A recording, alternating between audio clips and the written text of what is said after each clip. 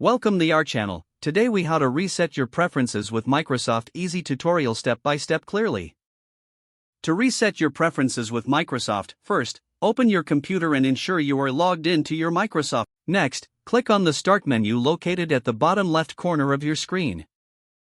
From the Start menu, select the gear icon to open the Settings app. In the Settings window, look for the option labeled Accounts and click on it.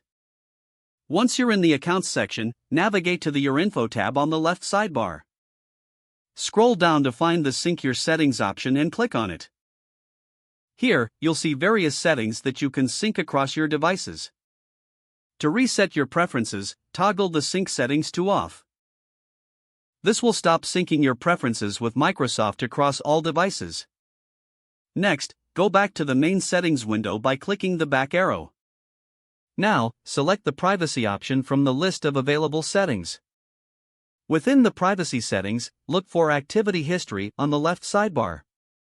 Uncheck the box that says Let Microsoft collect my activities from this PC.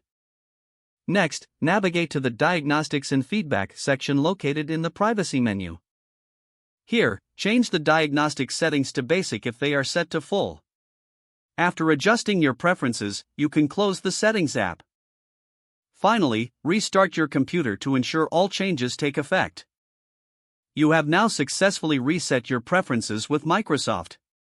If the page does not load, refresh the browser or try again in a private or incognito window. Make sure you are using the correct email address, then retype it carefully to avoid small typos. If your password is not accepted, use the Reset option and create a new strong password you can remember.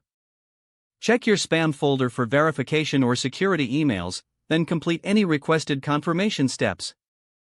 Enable two-factor authentication if available to improve account security and reduce unauthorized access risk.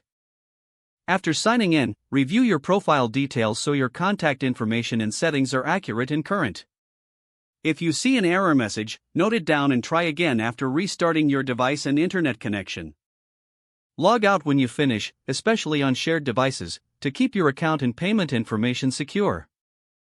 If the page does not load, refresh the browser or try again in a private or incognito window. Make sure you are using the correct email address, then retype it carefully to avoid small typos. Don't forget to like this video and subscribe to our channel for more step-by-step tech guides.